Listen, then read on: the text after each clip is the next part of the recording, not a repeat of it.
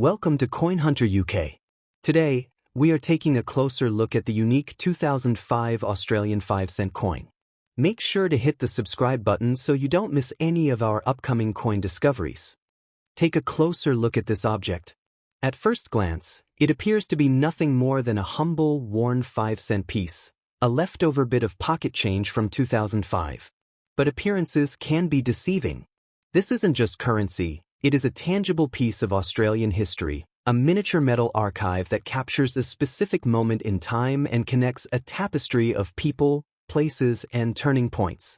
This single coin holds within its circular rim the legacy of an iconic British monarch, the unique and ancient natural heritage of the Australian continent, and the industrial might of the nation's capital. From the moment the metal was struck, it became an observer of the world around it, a small but vital link in a story that spans decades and continents. Today, we're not just looking at a coin, we're unlocking the hidden connections that make this 5-cent piece a fascinating window into a larger world. The journey of this coin truly begins decades before 2005, back in the mid-1960s, a pivotal time in Australian history. Before 1966, the country was using the Australian pound, which was based on the complicated British system of pounds, shillings, and pence.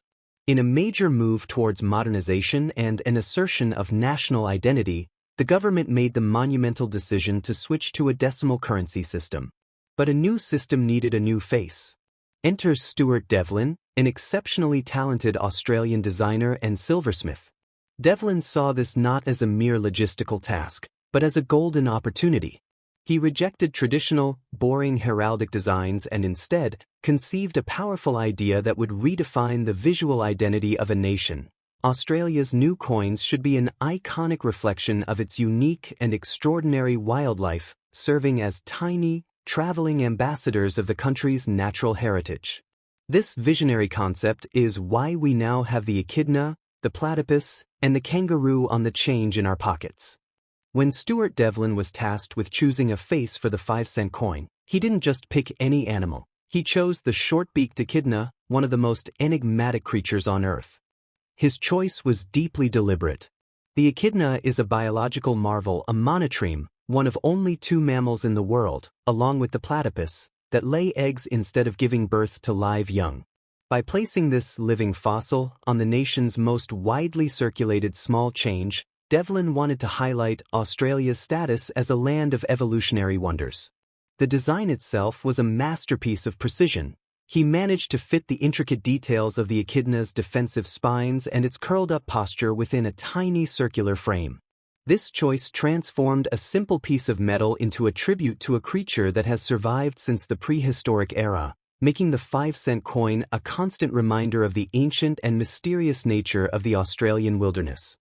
The design of the echidna was a triumph of Australian identity, but flip the coin over, and you encounter a connection that stretches across the globe to the heart of London. Why does a queen from a distant land grace the currency of a sovereign nation in the 21st century? This is the royal connection. As a member of the Commonwealth and a constitutional monarchy, Australia features the reigning monarch on the obverse of every coin.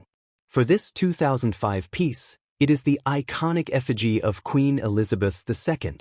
This isn't just a tradition, it's a legal requirement and a symbol of historical continuity.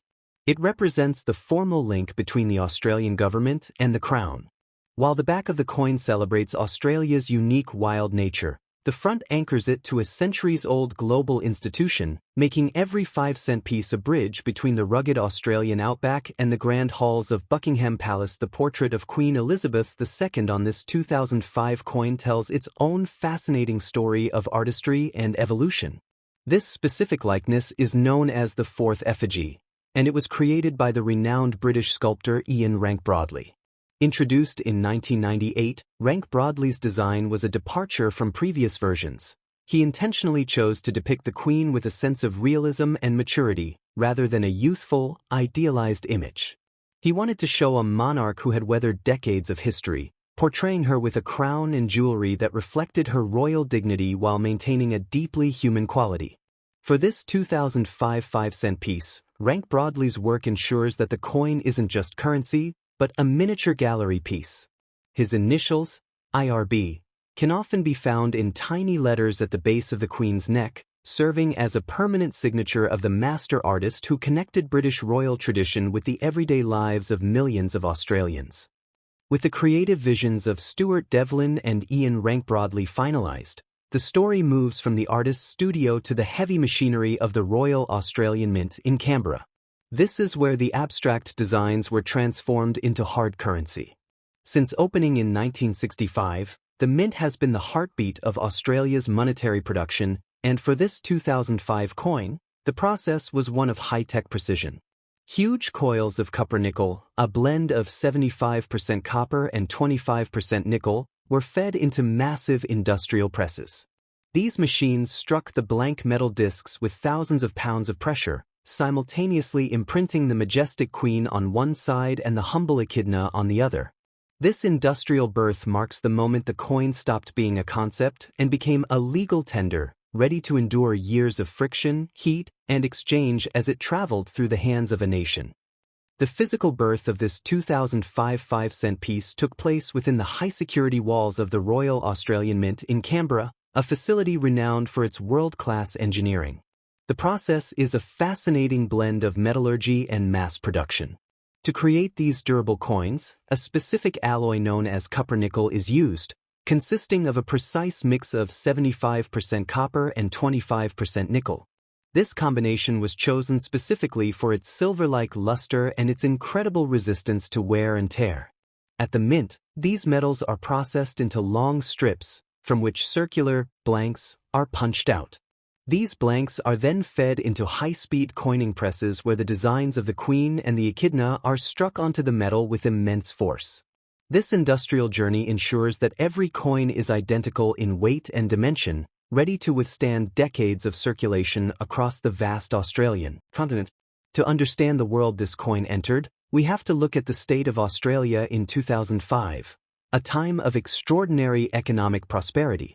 The nation was in the midst of a historic mining boom, driven by an insatiable global demand for iron ore, coal, and gold. As the earth was being moved in the vast mines of Western Australia and Queensland, wealth was flowing through the entire country, leading to high employment and a surging Australian dollar. This 2005 5-cent piece wasn't just a tiny denomination, it was a symbol of a confident, booming economy where trade with the world was at an all-time high. While this coin was being struck in Canberra, the nation was experiencing a golden era of growth, making it a witness to a period where Australia truly became a global digging and exporting powerhouse. Politically, the Australia of 2005 was defined by the steady and influential leadership of Prime Minister John Howard. At the time this coin was minted, Howard was serving his fourth term, making him one of the longest-serving leaders in the nation's history. His government was characterized by a strong focus on national security and conservative fiscal policies that complemented the ongoing mining boom. Under his leadership, Australia maintained a close and strategic alliance with the United States, and domestically, his administration was navigating complex debates over industrial relations and tax reforms. This 5-cent piece, therefore, carries the political signature of an era marked by stability and a clear, albeit often debated, vision for Australia's place in the world. It was a time when the Howard era was at its peak, and this coin served as a silent participant in the daily transactions of a nation under his firm governance. Beyond politics and economics, this 2005 coin is a witness to one of the most emotional moments in Australian sporting history. In November of that year, the nation stood still as the Socceroos faced Uruguay in a high-stakes World Cup qualifier. After 32 long years of heartbreak and missing out on the world stage, Australia finally clinched victory in a dramatic penalty shootout at Stadium Australia. The roar of the crowd that night echoed across the continent, signaling Australia's return to the global football elite. This 5-cent piece was in the pockets of fans as they cheered, celebrated, and cried tears of joy.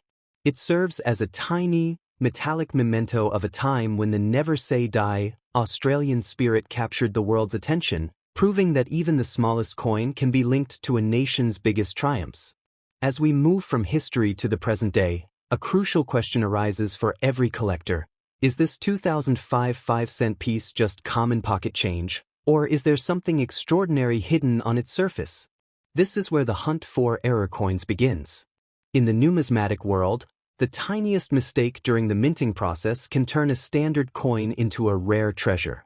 Collectors are constantly scouring these 2005 issues for subtle anomalies like die clashes, where the images of both sides faintly ghost onto each other, or clipped planchets, where the coin appears to have a bite taken out of its edge. For the untrained eye, it's just 5 cents, but for a keen-eyed hunter, a manufacturing fluke can elevate this piece of copper-nickel from a mere transaction tool to a highly sought-after prize. It's this possibility of finding a needle in a haystack that keeps the connection between this coin and the global collecting community alive and thriving. When examining a 2005 5-cent piece, the difference between pocket change and a fortune lies in the smallest imperfections. While most are worth face value, a rare manufacturing error can skyrocket its price among elite collectors. First is the die clash error, where the dies strike without a blank in between, leaving a ghostly image of the queen on the echidna side. In pristine condition, such a rarity can fetch up to $5,000. Next is the clipped planchet, or clipped edge, where the coin is struck on a defective metal disc, valued at roughly $1,500. More significant is the double strike error, where the coin is hit twice by the press, creating a distorted, overlapping image that can reach $15,000. Then there is the incredibly rare wrong planchet error, where the 5-cent design is accidentally struck on a metal disc intended for another country's currency or a different denomination, which has seen prices hit $50,000. However, the holy grail for collectors is the mule error, or a major off-center strike, exceeding 50%, on a high-grade mint state coin. An exceptional, one-of-a-kind 2005 specimen featuring a combination of a catastrophic strike error and perfect metal preservation can reach a staggering market value of $200,000 at international auctions.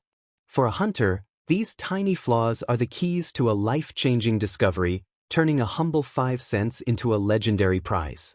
As we look to the future, the fate of this small coin hangs in the balance. Much like the 1 and 2 cent pieces that were withdrawn from circulation in the early 90s, there is a heated ongoing debate in Australia about whether the 5-cent coin should be abolished. The reality is that due to rising metal prices and production expenses, it now costs the Royal Australian Mint more to manufacture this coin than its actual face value. As digital payments become the norm, these tiny echidnas are slowly disappearing from our daily lives, making every 2005 piece you find a potential relic of a fading era. Here at Coin Hunter UK, we believe that every coin tells a story that transcends its monetary value. Whether it's a rare minting error or a witness to a nation's booming history, the hunt is always about preserving these metallic fragments of time. So, before you dismiss that small change in your pocket, take a second look. You might just be holding a masterpiece. Don't forget to like, subscribe, and join us on our next hunt as we continue to uncover the hidden treasures of the numismatic world.